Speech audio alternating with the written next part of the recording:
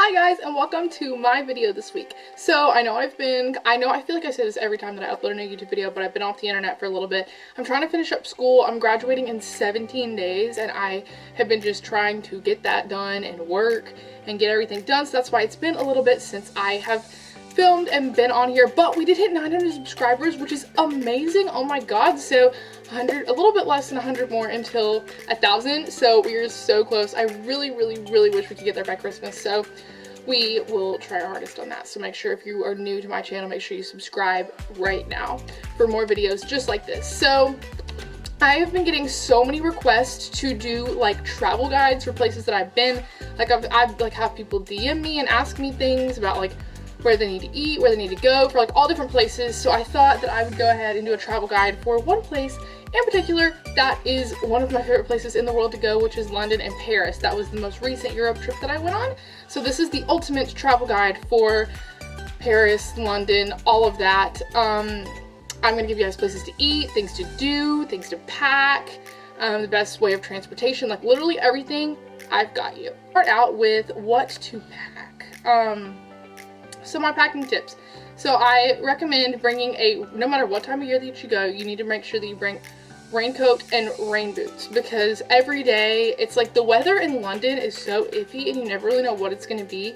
So we went and we went for fall break, so it was in like October, and it didn't rain. It rained maybe like 1 or 2 days. It was kind of cloudy every day in London, but it only rained like one day. So we got just I myself bought some cheap rain boots from Target and used those. They worked great, and just a raincoat, like a light raincoat to throw over any of your outfits, which is always a good idea.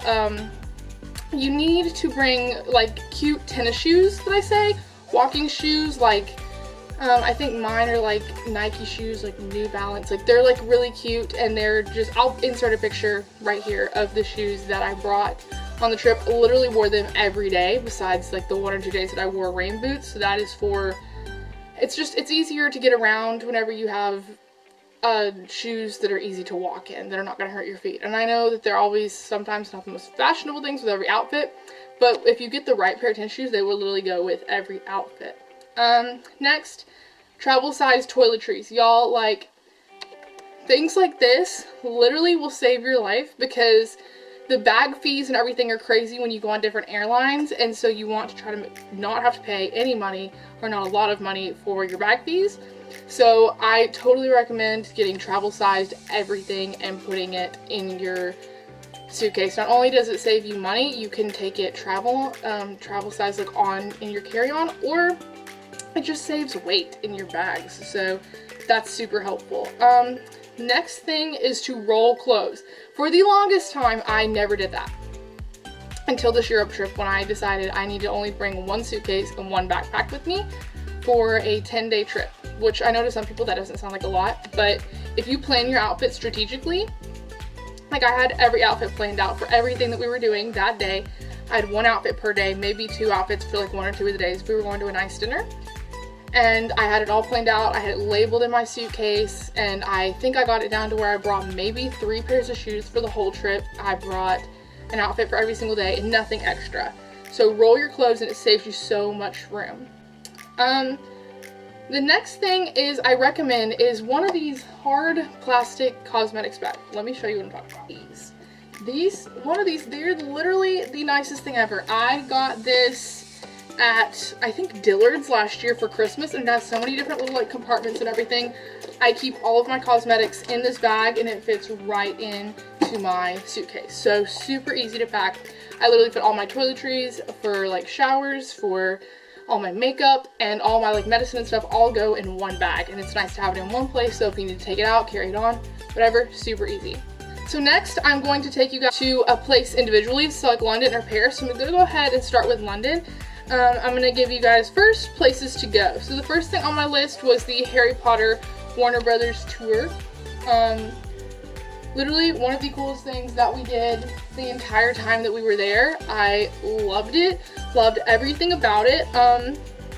It's huge, and I will insert like a little clip of it here.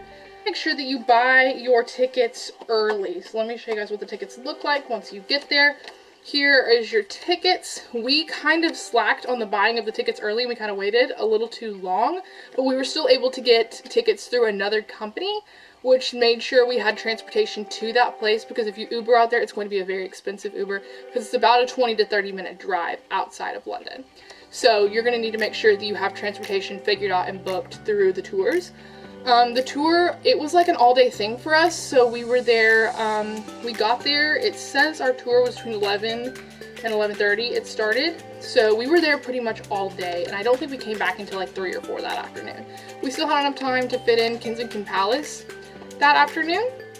If you guys watch the vlogs, I'll link all the vlogs and stuff down below if you guys want to see that. It's a step-by-step what we did, but it's kind of an all-day thing, so you have to plan for that. But once you get there, they will give you one of these little Harry Potter passports, and you get to go around in every single room and stamp it. I don't know, you can't really see my stamps on camera, but they are there, and it is really cool. If you're a Harry Potter fan, it is the pinnacle of Harry Potter things, obviously because it was where it was filmed, because I've been to all of the things like at Universal and stuff, and it literally is so cool. So make sure you stop by there and do that. Take a day if you like Harry Potter. Next thing I want to talk about is tea. Oh my goodness, tea. You have to go and get tea somewhere in London. Look, I have places I can recommend for you guys. So one place I'm going to recommend is called Sketch. So I stole one of these, my friend stole one of these little sketch maps for me. You guys can't tell this on camera, but this is a map of Sketch, and it is so cool. We went and got tea. I had tea in Piccadilly Circus. There's like all these little different places you can go in London to have tea. There's great pubs everywhere that you can stop and get food and beer. Totally recommend trying all of that stuff if you are a foodie. Next thing I want to bring up is Piccadilly Circus. You have to make sure you go to Piccadilly Circus. It is so cool over there. There's so many things to see. There's so many, like, I don't know, there's so many places in London that I love so much, and we did so many cool things, and it's hard for me to compile it into one video because we're the type of travelers that we want to do everything when we're there and want one city. And so I have so many things to tell you guys. But one of my favorite things that we did one day was the Leonardo da Vinci's medical drawings. I do not know if that is there all the time or if it was just like a seasonal thing in one of, I'm not sure. But if you get a chance, make sure you look it up. It's right by the palace. It was super cool if you're into anything medical or even just Leonardo da Vinci at all. So many cool things that I myself, like, I'm not a big like history person. It's not really me to go and like see all the history of everything. But this was super cool. I loved every second of it. Lastly, Buckingham Palace. You need to go see it. We went and saw the changing of the guard. Super cool. Something you need to see in your life. Go see it. Trust me. Last is the Tower of London. We did that and it was so cool. I actually have my ticket right here, my map right here. I decorated this entire tree, Paris and London themed, so super cute. But you need to allow time for that. The only thing that I wish we would have done a little differently is allowed more time for the Tower of London. It is super cool to get to go into it, and it's like a whole little city that I didn't know existed. I thought we were just gonna go see the tower, but this was super cool. It's like the palace and the prisons and everything. Super cool to get to go through. Allow time for that. And then the London Eye, which was super cool. We did the VIP experience of that, which I totally think was worth it. With the VIP experience, you got to skip the line and you got to go in like their little lounge before you went up. And you got 2 drinks, and then you got champagne while you were going around the eye. The eye takes about maybe 30 to 45 minutes to go all the way around, so it was super cool. Recommend doing it. It's like one of the main major things in London that you have to do. So as far as my tips go, undergrounds are the cheapest way to travel. I know that some people, it's just not them to do that, and Ubers and stuff are more them, but I'm telling you, if you're just wanting to save money at all, which who doesn't want to save money, take the underground. I know it's kind of a pain to think about it. They'll give you an Oyster card whenever you purchase, and you can either get like trips or you can just purchase like days, and it is the cheapest way to travel. We learned that the hard way because we kept taking Ubers and stuff, and it was adding up super fast. Next thing, places to eat. These are the places that we ate. Sexy Fish. Oh my god, you need to splurge and go and try the Sexy Fish. It is like sushi and things like that. We literally had the best meal that I think I've ever had in my entire life there. Another place by our hotel was called Sicily. It is Italian. It was fabulous. Next, anything in Chinatown. We went to one place in Chinatown. I don't remember what the exact name of it was, but we went to a place in Chinatown. Super good. Last, we have already talked about Sketch, and another tea place is Elan. Elan, there's a couple different locations, so check out at least one of those locations. There's like flowers on the wall, there's cute things on the wall, anything girly girl, definitely go check this place out. We had lattes and stuff. I bet the food is great, but I only had a latte. For Paris, now let's switch over to Paris. Let me show you everything that I have about Paris. So Paris, we flew there. There's a couple different ways that you can get to Paris. Our friends drove, which go them. I don't think that my family personally could have ever done that. They drive on the opposite side of the road, everything. It's just definitely not us. We definitely saved money going just flying, because I think we got tickets for like, I think $100, like, or maybe less than that, and it was a 45-minute ride. Literally best way. I'm telling you guys, listen to me in that. Starting out with what we did, my favorite place in Paris was most definitely, I think Montmartre is how you say it, but if that is wrong, I'm sorry if I offended anybody by saying that wrong. But it is like up on this hill, you can see all of Paris, and it is super cool, and they're known for their art. It is the art district of Paris, so I got these two things of art for my apartment, and I'm so excited to put those things up. They have really cute places to eat up there and everything. I actually didn't get to try any places. We only were in Paris for 3 days, so I didn't get to try everything. Then next thing I want to talk about is Disneyland Paris. So everyone knows I'm the biggest Disney addict, Disney fan. Everything about Disney I love, so of course I had to visit Disneyland Paris one time in my life to mark off one of the Disney. So here is the map. There's 2 parks there. If I had unlimited time, I think I would do 2 days at Disneyland Paris. I feel like there was just a couple things that we didn't get to do that I kind of wish we got to do.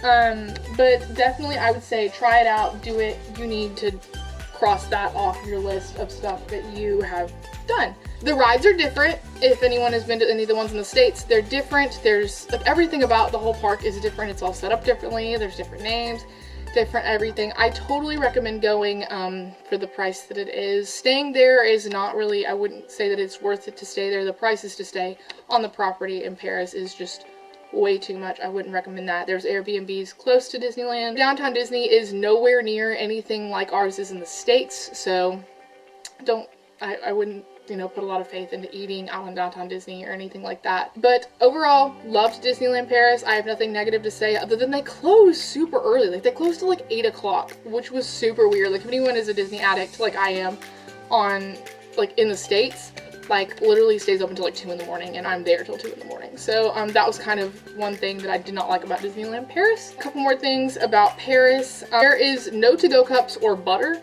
in Paris. I guess it's just kind of things to know that's Americanized. There's no ranch, no honey mustard, anything like that. I would definitely say that in Paris it is harder to find different kinds of food. Like in the UK, like you can get all kinds of food. Like every type of food is there. But in Paris, it's all little cafes that serve the exact same thing at every cafe. So like you're gonna get steak, you're gonna get like chicken, you're gonna get pizza.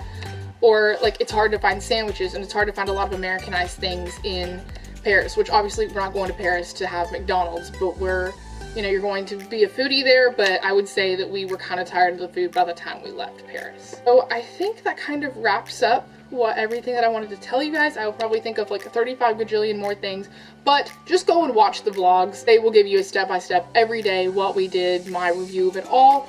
But this is kind of just my tips and tricks and things that you must do when you go to Paris and London. I'm thinking about doing another one of these travel guides for all the Hawaiian Islands, because I have officially visited all the Hawaiian Islands. And I've had a couple people reach out to me about Hawaii. So leave me a comment below if you guys would like to see that. So I'm going to stop rambling. I think I've been talking for like 35 minutes, so I'm going to let you guys go. But I will see you guys when I update again. I'm deciding if I'm wanting to do Vlogmas this year. I don't know. I've got a lot of things going on. I've got my semester off coming up. So there's so many things going on around here that I kind of want to bring you guys with too. So guess we will see. Leave me a comment below what you guys are wanting. DM me on Instagram, wherever. Let me know what you guys want. So I will see you guys later. Thanks, guys.